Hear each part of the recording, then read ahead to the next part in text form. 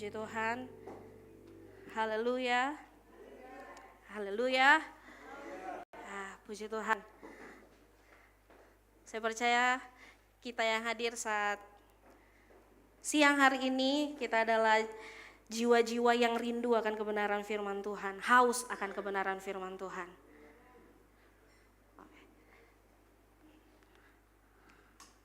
Baik, puji Tuhan ya. Oke, langsung saja ya. Seperti yang dibagikan bagi setiap kita, firman Tuhan saat siang hari ini ya, saya mengambil tema In Jesus Christ we are justified. Nah, atau dalam bahasa Indonesianya, saya nggak tulis bahasa Indonesianya, saya lupa. Di dalam Yesus Kristus kita dibenarkan. Di dalam Yesus Kristus kita dibenarkan. Nah, saat siang hari ini mari kita mau sama-sama merenungkan satu kebenaran besar, satu kebenaran yang sangat penting yang harus kita ketahui, yang harus kita ingat bagi kehidupan iman percaya kita. Yaitu kebenaran besar itu adalah kita ada di dalam Yesus. Ya, kita ada di dalam Yesus. Nah, hidup orang percaya, hidup kita zaman sekarang ini ya, apalagi kita yang mengikut Tuhan, dikatakan kita ini pengikut Tuhan, hidup orang percaya itu akan menjadi sangat luar biasa ketika dia menyadari satu kebenaran besar ini. Bahwa apa? Bahwa kita hidup di dalam Kristus dan sebaliknya, Kristus juga hidup di dalam kita. Dan akan menjadi luar biasa dalam hidup kita kalau kita menyadari hal itu. Tapi dari situasi zaman sekarang ya, mungkin kita merasa kok kayaknya Tuhan jauh dari saya gitu. Kok Tuhan jauh sih dari saya gitu. Padahal ini kebenaran yang harus kita ingat, kebenaran yang harus kita tanamkan baik dalam kehidupan kita. Bahwa hidup kita ini di dalam Kristus dan Kristus hidup di dalam kita. Ya, selama ini kita hidup ya, kita kalau orang bilang status kita adalah agama kita Kristen. Ya, kehidupan kekristenan itu bukan sekedar agama, bukan sekedar kita saya beragama Kristen nih gitu. Melainkan kehidupan kekristenan kita ini Kristen. Itu di saat kita memiliki persekutuan yang nyata di dalam Kristus. Ya, jadi kekristenan itu bukan sekedar agama yang harus kita tahu ya. Tapi kekristenan itu di saat kita memiliki persekutuan yang nyata dengan Kristus. Ya. Jadi apakah selama ini kita hanya memiliki status saya ini beragama Kristen atau hanya cuma sekedar itu? Padahal yang dimaksud adalah kita orang-orang Kristen ya, kita orang-orang percaya kita harus memiliki namanya persekutuan di dalam Kristus. Ya, kita harus memiliki namanya hubungan dengan Kristus. Seringkali kita manusia berusaha kita mencari kekuatan, kita manusia berusaha mencari berkat ya. Kita manusia mungkin sering sekali mencari pengampunan. Kita cari itu semua dengan mengandalkan kekuatan kita pribadi. Dan itu yang sering kali terjadi. Ya, kita mau cari berkat, kita cari kekuatan dengan kita andalkan kekuatan kita sendiri. Ya kan?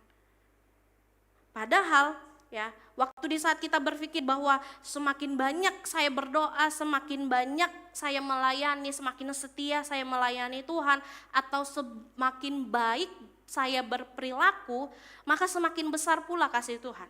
Itu pemikiran kita. Ya. Kita berpikir, aku sudah banyak berdoa kok, aku sudah setia melayani kok. Setiap hari Minggu saya ada di atas mimbar pelayanan. Ya kan? Kemudian kita berpikir, saya sudah setiap hari saya berperilaku baik. Saya percaya apa yang sudah saya lakukan pasti Tuhan akan menyatakan kasih-Nya dalam hidup saya. Tuhan pasti akan menyatakan kasih-Nya. Tapi kalau kita mau bersandar hanya kepada pemikiran kita itu tadi, hidup kita nggak akan diubahkan. Ya, hidup kita nggak akan menjadi hidup yang diberkati. Namun firman Tuhan mengajarkan hal yang sangat-sangat berbeda, ya. Firman Tuhan menyatakan, mengajarkan bahwa kekristenan itu bukan tentang usaha kita manusia untuk mencapai Allah. Ya. Kekristenan itu bukan tentang usaha kita manusia untuk mencapai Allah, tetapi kekristenan itu sendiri berbicara tentang Allah yang datang menjangkau kita manusia melalui Kristus. Ya. Jadi segala sesuatu yang kita terima, yang kita miliki hari-hari ini, itu semua bukan karena usaha kita, itu semua bukan karena kebaikan kita manusia, melainkan karena posisi kita yang sudah ada di dalam Kristus. Makanya kenapa kita menerima semua yang Tuhan beri. Ya, sampai hari ini kita memiliki semua yang Tuhan beri. Mungkin kita bilang, selama ini saya kerja, saya yang cari duit, ya kan? Saya sendiri yang cari uang, jadi saya bisa beli. Kalau bukan karena Tuhan yang memberikan kita kekuatan, nggak mungkin, ya kan? Kalau bukan karena Tuhan yang memberikan kita kesehatan, nafas hidup, nggak mungkin kita bisa bekerja dengan baik, kemudian kita menghasilkan uang. Kuncinya di sini adalah Yesus Kristus, ya. Yesus Kristus, hidup di dalam Kristus. Makanya ya, segala sesuatu yang kita punya, saya katakan sekali lagi, segala sesuatu yang kita punya itu bukan karena usaha kita manusia. Segala sesuatu yang kita punya itu semua karena posisi kita yang sudah ada di dalam Kristus. Ya, posisi kita sudah ada di dalam Kristus. Baik itu berkat jasmani, berkat rohani, kekuatan, bahkan pengampunan, itu semua kita tidak peroleh karena kebaikan kita. Siapa sih yang hadir saat siang hari ini yang merasa dirinya paling baik, yang merasa dirinya paling benar? Enggak ada. Kalau kita menerima semuanya itu, saya percaya itu semua karena posisi kita ada di dalam Kristus. Ya, makanya semua berkat itu Tuhan limpahkan bagi setiap kita. Kalau kita mau baca bersama ya, ayat pertama kita di dalam 1 Yohanes 4 ayat 15. 1 Yohanes 4 ayat 15 di sana dikatakan, barang siapa mengaku bahwa Yesus adalah anak Allah, Allah tetap berada di dalam dia dan dia di dalam Allah. Ya. Barang siapa mengaku bahwa Yesus adalah anak Allah, Allah tetap berada di dalam dia dan dia di dalam Allah. Ayat ini ya, kalau kita pelajari bersama, kita mau mengerti dengan hikmat yang dari Tuhan, bahwa ayat ini menjelaskan bahwa keberadaan kita di dalam Allah, keberadaan kita di dalam Kristus itu bukan hasil dari perbuatan baik kita, melainkan karena iman kita kepada Yesus Kristus. Ya, karena jelas dikatakan barang siapa mengaku bahwa Yesus adalah anak Allah. Kita mengaku bahwa Yesus adalah anak Allah dan kita percaya bahwa Yesus adalah anak Allah, dan selanjutnya dikatakan Allah tetap berada di dalam dia dan dia di dalam Allah. Jadi ayat ini mengingatkan, menjelaskan kembali bagi setiap kita, keberadaan kita di dalam Allah bukan hasil dari perbuatan baik kita, bukan hasil dari selama ini kita rajin berdoa mungkin, selama ini kita setia melayani mungkin, melainkan semua itu karena iman kita kepada Yesus Kristus. Ya, bukan karena kita cukup baik untuk kita diterima oleh Allah. Tadi saya katakan siapa sih di tempat ini yang merasa dirinya cukup baik untuk bisa diterima dengan Allah. Ya, kita semua adalah orang-orang yang penuh dengan kesalahan. Ya, saya pun pernah melakukan hal yang tidak disenangi Tuhan. Ya, saya pernah melakukan yang namanya kesalahan dan saya percaya kita semua juga pernah melakukan hal itu. Dan tidak ada dari kita yang cukup baik untuk bisa diterima oleh Allah. Tapi karena kita percaya kepada Yesus Kristus yang adalah anak Allah yang menjadi jaminan kehidupan kita, makanya kenapa Tuhan ada hidup dalam hidup kita dan kita di dalam Dia. Jadi iman yang menempatkan kita di dalam Tuhan. seberapa besar iman kita hari-hari ini. Ya kan? Kita diterima bukan karena kita layak, tetapi karena Yesus yang sudah melayakkan kita di kayu salib. Ya. Gak ada dari kita yang hadir saat siang hari ini yang hidupnya layak sekali untuk diterima Tuhan, gak ada. Tapi Tuhan yang melayakkan setiap hidup kita lewat pengorbanannya di kayu salib. Jadi ketika kita percaya sepenuhnya, iman percaya kita sepenuhnya kepada Tuhan, maka Kristus tinggal di dalam setiap hidup kita. Dan kita juga tinggal di dalam Dia. Jadi hubungan ini bukan sekedar sebuah simbolis saja, oh saya mengikut Tuhan, jadi Tuhan ada dalam saya ada di dalam Tuhan. Bukan sekedar simbolis, tapi hubungan ini ya adalah sebuah realitas yang mengubah seluruh kehidupan kita. Kalau hidup kita mau berubah, mau diubahkan oleh Tuhan, hidup di dalam Dia.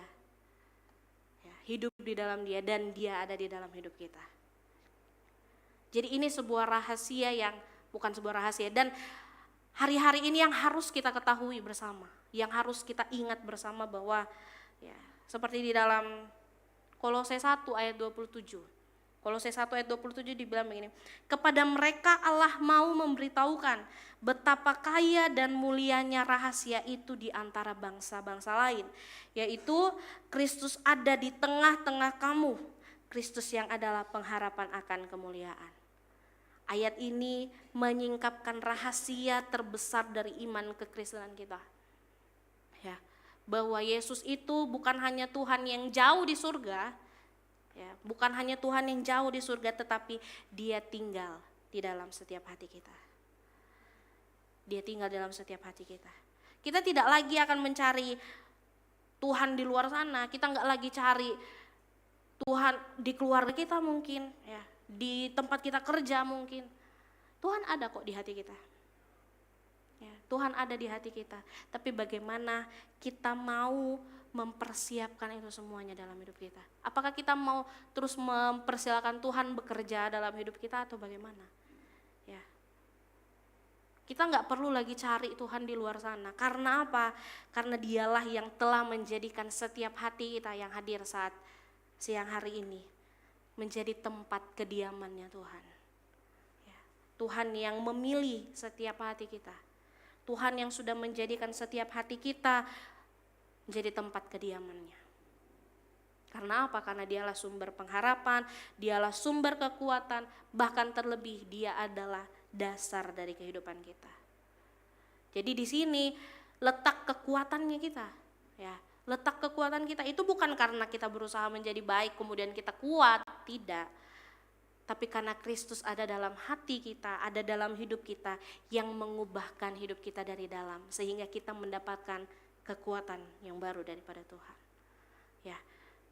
Jadi ketika Kristus tinggal dalam hati kita, dalam hidup kita ini bukan lagi sendirian, tapi kita menjadi satu dengan Tuhan.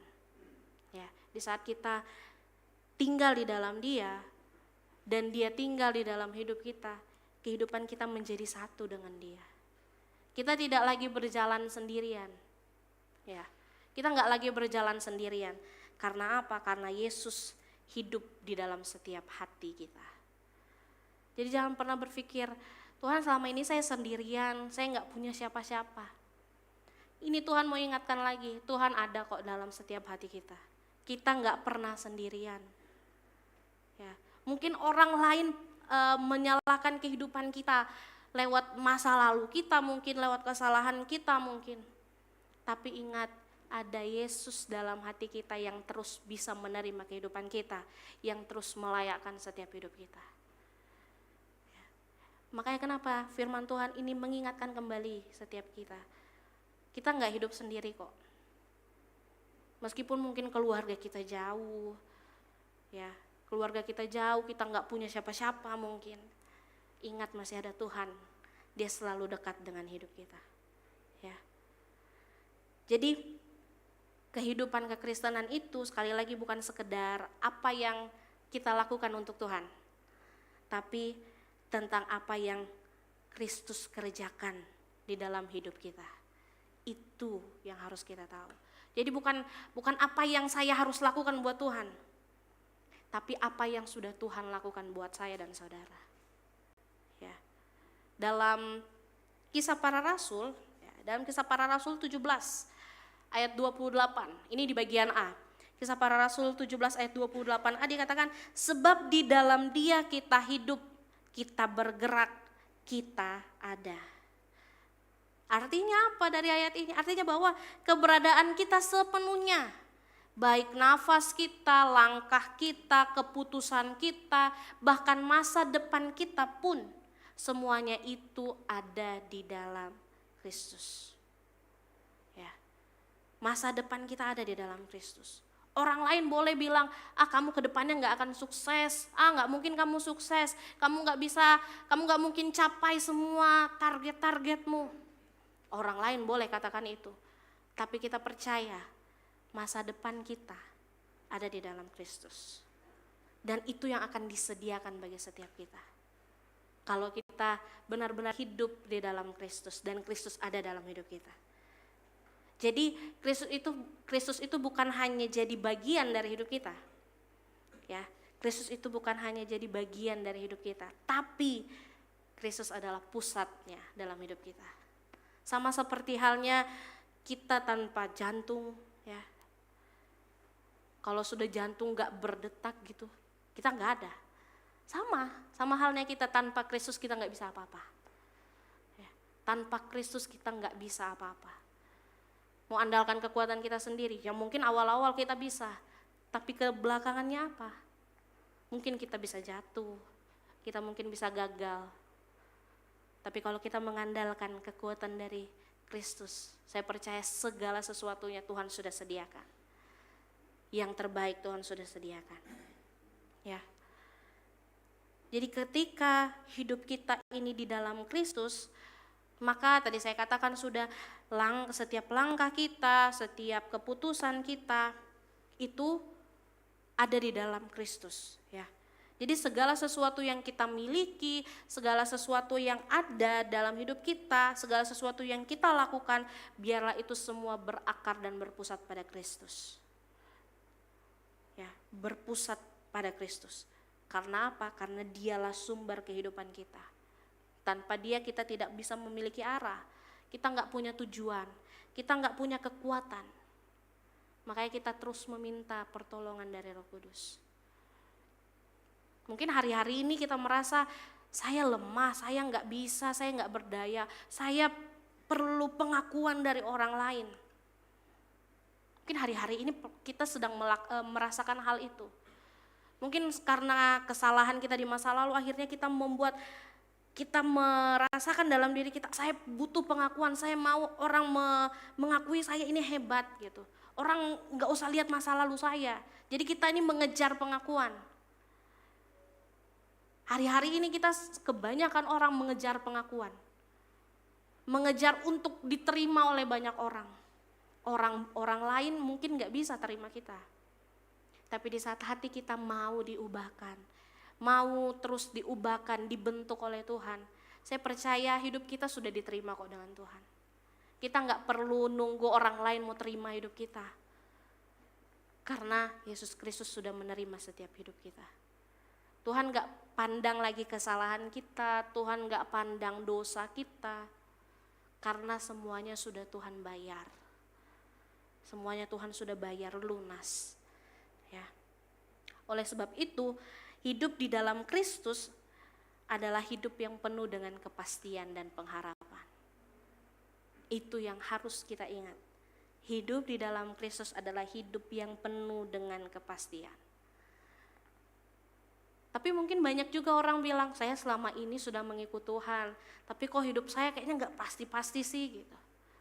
Hidup saya kok kayaknya gak sampai kepada tujuan yang saya inginkan sih gitu. Ya karena apa? Kita masih mengandalkan kekuatan kita masih mengandalkan pemikiran kita.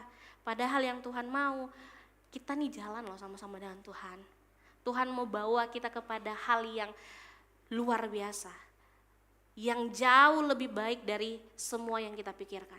Mungkin yang kita pikirkan baik, Tapi Tuhan masih punya segala rencana yang terbaik bagi setiap kita. Kuncinya hidup di dalam Kristus. Ya, hidup di dalam Kristus.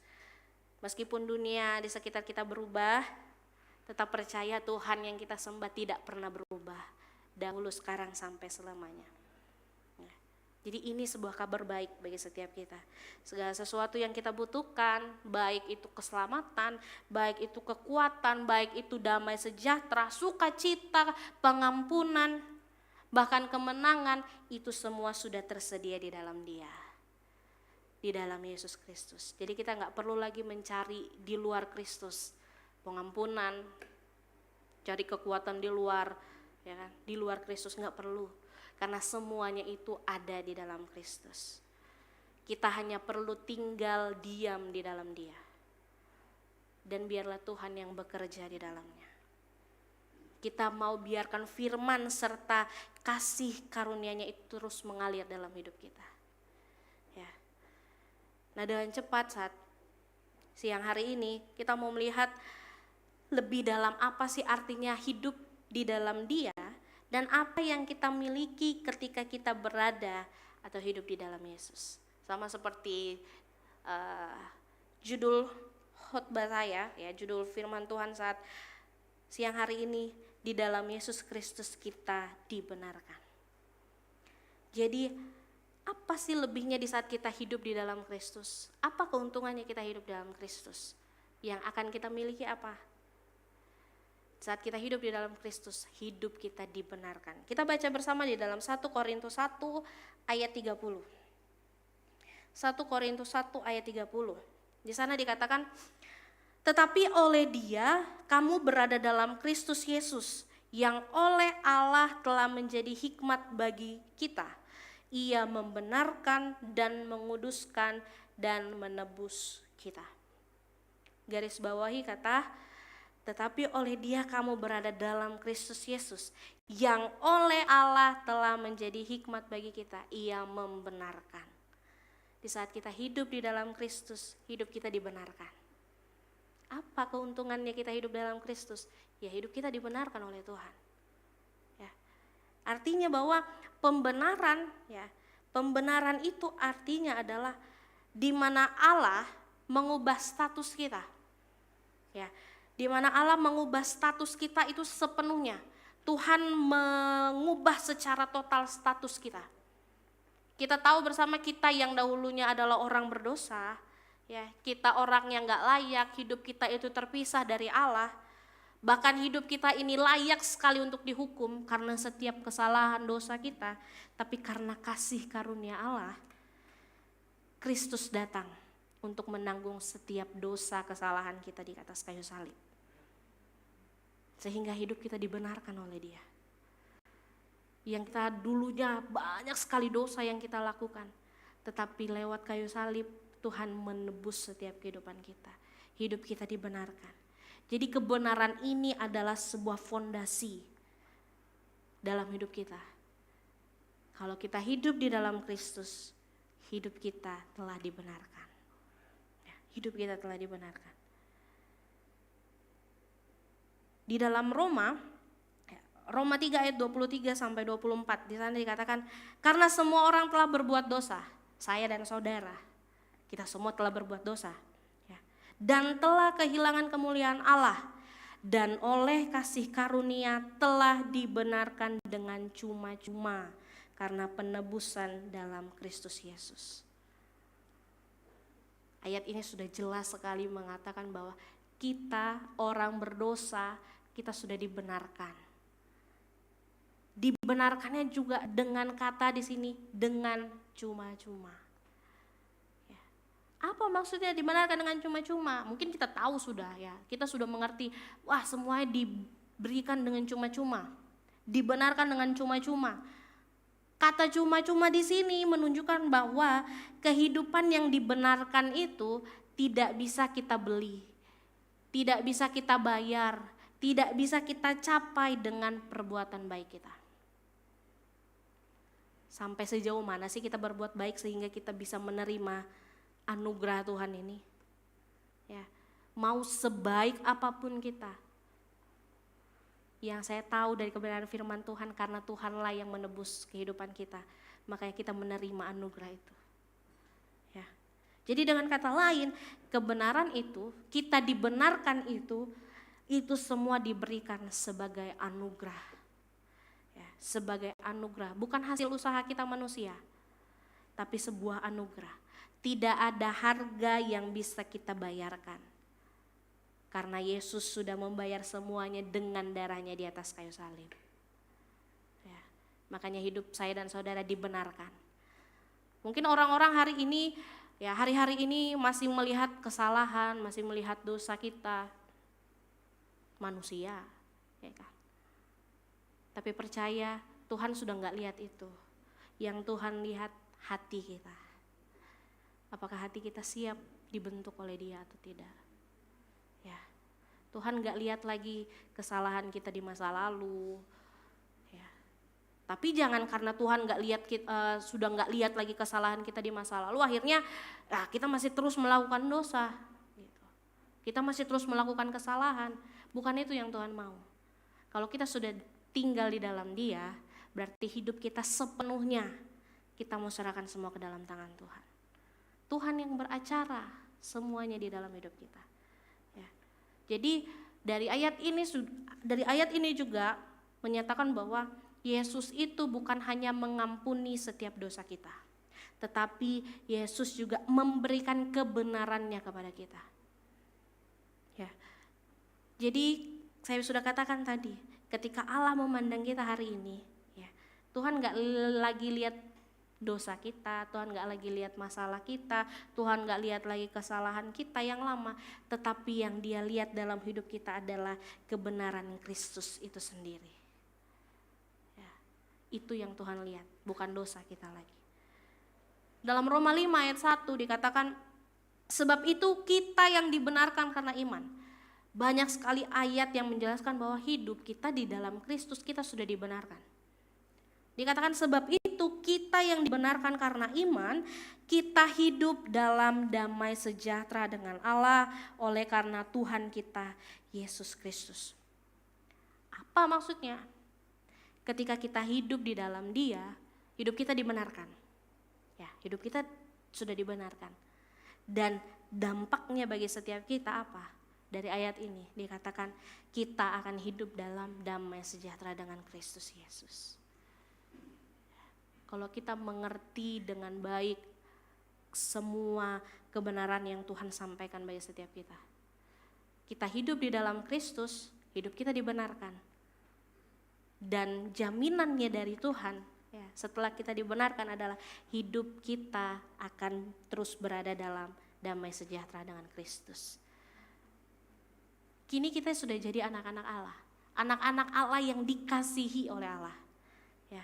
Dulu kita hidup dalam takutan, dulu kita hidup dalam rasa bersalah. Ya. Tapi karena kita sekarang hidup di dalam Kristus, kita sudah percaya kita dibenarkan. Maka hidup kita sekarang ini adalah hidup di dalam sukacita dan kepastian kasih karunia. Gak ada lagi rasa takut, gak ada lagi rasa bersalah. Karena kita sudah ada di dalam Kristus. Ya. Dulu kita berjuang mati-matian untuk kita bisa diterima oleh orang banyak. Tapi sekarang karena kita sudah tahu kebenaran firman Tuhan ini di saat kita hidup di dalam Kristus.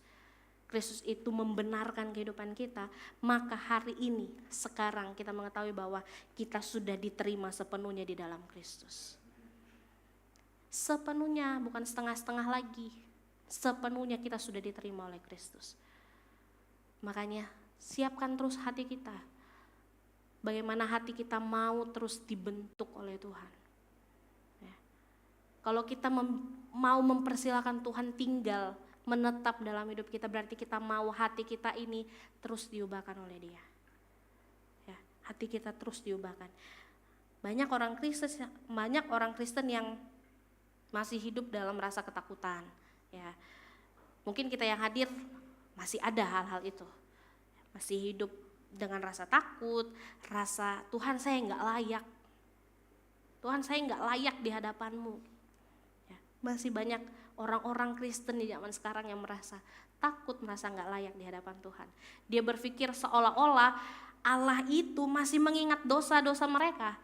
Ya, dia berpikir Tuhan masih ingat dosa saya di masa lalu, dosa saya yang baru saya lakukan. Berpikir seolah-olah Tuhan masih ingat nih dosa kita. Padahal Yesus sudah berkata di atas kayu salib. Dikatakan sudah selesai. Tuhan tidak ingat-ingat lagi masalah kita yang di masa lalu, kesalahan-kesalahan kita.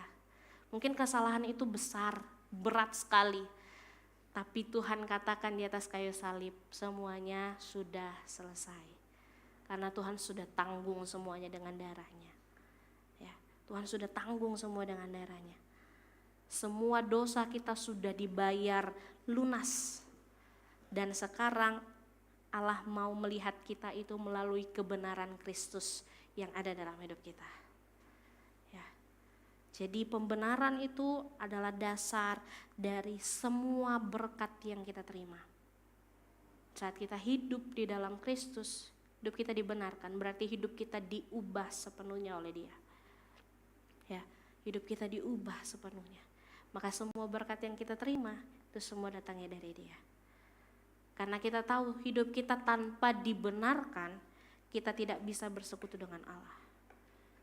Tanpa kita dibenarkan. Ketika kita dibenarkan, berarti Allah bukan hanya menghapus setiap dosa kita, tetapi Dia juga memulihkan hubungan kasih yang semula yang rusak itu. Karena hidup kita dibenarkan, Tuhan kembali pulihkan. Tuhan kembali ubahkan. Hubungan kita yang dulu mungkin rusak dengan Tuhan karena kesalahan, karena dosa kita. Karena kita sudah mengerti hidup kita di dalam Kristus, hidup kita dibenarkan, maka Tuhan mau pulihkan hubungan kita. Sehingga hubungan kita yang dulunya rusak dengan Tuhan, Tuhan pulihkan dan menjadi baik. Hidup kita mau berjalan bersama-sama dengan Kristus. Kita sekarang bukan hanya diampuni oleh Kristus, tapi kita juga diterima. Kita bukan hanya dibebaskan, tapi kita juga diangkat menjadi anak-anak Allah. Ya. Kebenaran Kristus itu bukan sekedar menutupi dosa kita. Kita tahu kebenaran bukan cuma sekedar menutup dosa kita seperti pakaian yang kita gunakan. Ya. Bukan sekedar itu, tapi kebenaran Kristus itu menjadi identitas baru kita di hadapan Tuhan. Kebenaran itu menjadi identitas baru dalam hidup kita. Makanya kenapa Rasul Paulus berkata di dalam Roma 5 ayat 1 tadi, ya, kita dibenarkan karena iman. Kita yang dibenarkan karena iman hidup dalam damai sejahtera. Yang artinya apa? Dari perkataan seorang Rasul Paulus, berarti kita enggak lagi berjuang untuk bisa diterima oleh orang banyak. Karena kita sudah diterima oleh Kristus. Kita enggak lagi hidup dalam ketakutan, karena hidup kita sudah diperdamaikan dengan Dia. Ini yang dimaksudkan oleh Rasul Paulus. Hidup kita sudah dibenarkan, maka hidup kita penuh dengan damai sejahtera dengan Kristus. Jadi pembenaran yang kita ketahui bersama siang hari ini bukan titik akhir. Ya, ini bukan akhir dari segala sesuatu yang Tuhan mau tunjukkan bagi setiap kita, tapi ini sebuah awal dalam kehidupan baru kita di dalam Kristus. Ya. Mungkin kita sudah mengerti, sudah pernah dengar kebenaran firman Tuhan tentang kita ini sudah dibenarkan. Tapi apakah kita mau terus mengoreksi hidup kita? Kita mau terus buka hati kita untuk dibenarkan selalu oleh Tuhan atau tidak? Ya. Jadi di sini kita belajar bersama, kita mau berjalan bersama-sama dalam kasih karunia Tuhan. Bukan sekedar kita hidup dengan rasa bersalah saja hari-hari ini, tapi kita mau hari-hari ini kita berjalan bersama dengan rasa syukur kita yang melimpah. Ya. Jadi saudara yang dikasih oleh Tuhan Yesus Kristus, kebenaran yang terbesar yang kita sadari hari ini, yang kita terima hari ini, bahwa kita dibenarkan itu bukan karena apa yang sudah atau apa yang akan kita lakukan untuk Tuhan. Ya, kebenaran ini ya kita dibenarkan bukan karena apa yang sudah atau apa yang akan kita lakukan bagi Kristus, tetapi karena apa yang telah Kristus lakukan bagi setiap kita. Apa yang Kristus lakukan bagi setiap kita? Ya. Apa yang Tuhan sudah lakukan untuk menebus setiap kehidupan kita? Yesus menukar dosa-dosa kita dengan kebenarannya.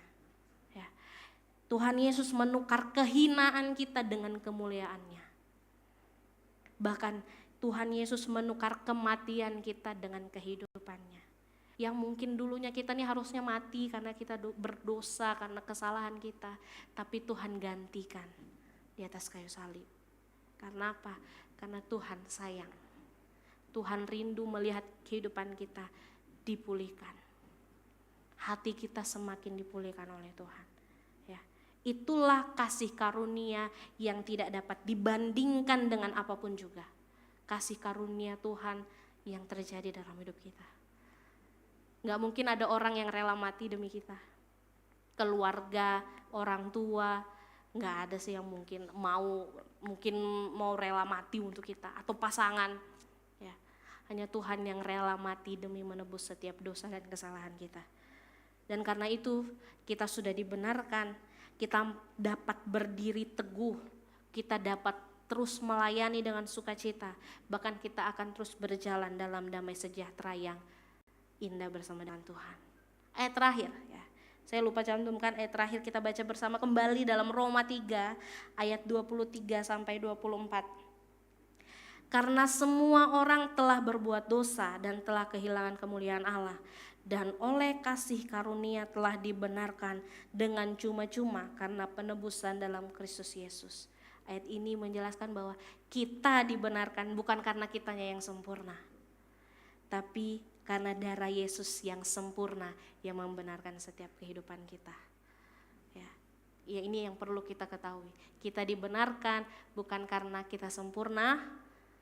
Dari kita yang hadir gak ada kita yang sempurna. Kita dibenarkan semua karena darah Kristus yang sempurna. Jadi inilah dasar iman kita, fondasi pengharapan kita bahwa kita mau terus melangkah bersama-sama dengan Dia. Karena Dia ada di dalam kita dan kita ada di dalam Dia, sehingga hidup kita dibenarkan. Semakin hari semakin dibenarkan oleh Kristus Yesus. Puji Tuhan. Ya, firman Tuhan saya tidak bawa lebih panjang lagi saat siang hari ini. Saya mengundang pemain musik. Biarlah kita terus meteraikan firman ini, kita tanamkan dalam hati kita bahwa di saat kita hidup di dalam Kristus, hidup kita dibenarkan. Ya, hidup kita dibenarkan, itu semua karena Tuhan mengasihi saya dan saudara. Maka dari itu mari kita buka hati kita, terus kita berikan ruang untuk Tuhan mengubah setiap hati kita, sehingga hidup kita hanya untuk kemuliaan nama Tuhan. Haleluya.